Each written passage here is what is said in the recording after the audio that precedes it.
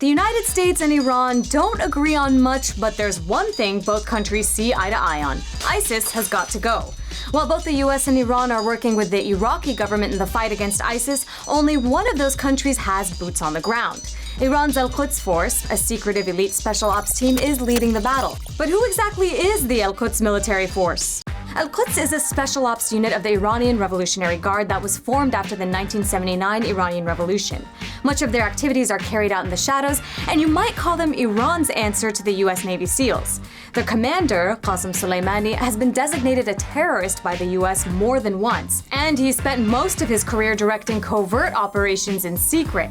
Until now. Since taking charge of the fight against ISIS, Soleimani has become somewhat of a celebrity in Iran. He's been the focus of news reports, documentaries, even music videos. And Soleimani and his men only report to one man, Iran's supreme leader, Ayatollah Ali Khamenei.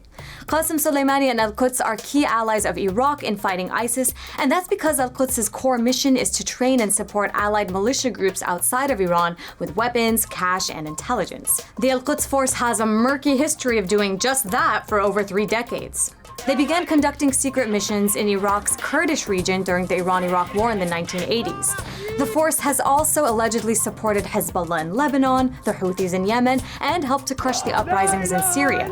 Not long ago, the US accused Quds of arming Shia militia groups to attack US troops during the Iraq War. I can say with certainty that the Quds force, a part of the Iranian government, has provided these sophisticated IEDs that have harmed our troops.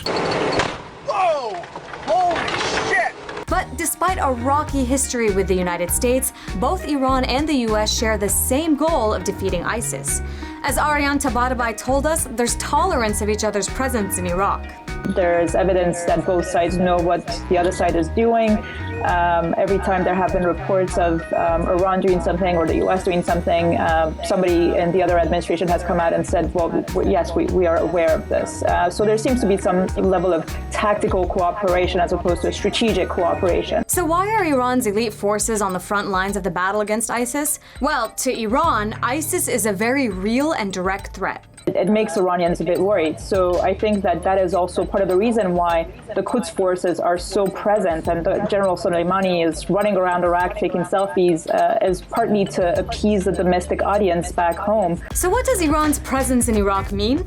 As the United States retrains the Iraqi army to combat ISIS, the Iraqi government is looking for any additional help it can get.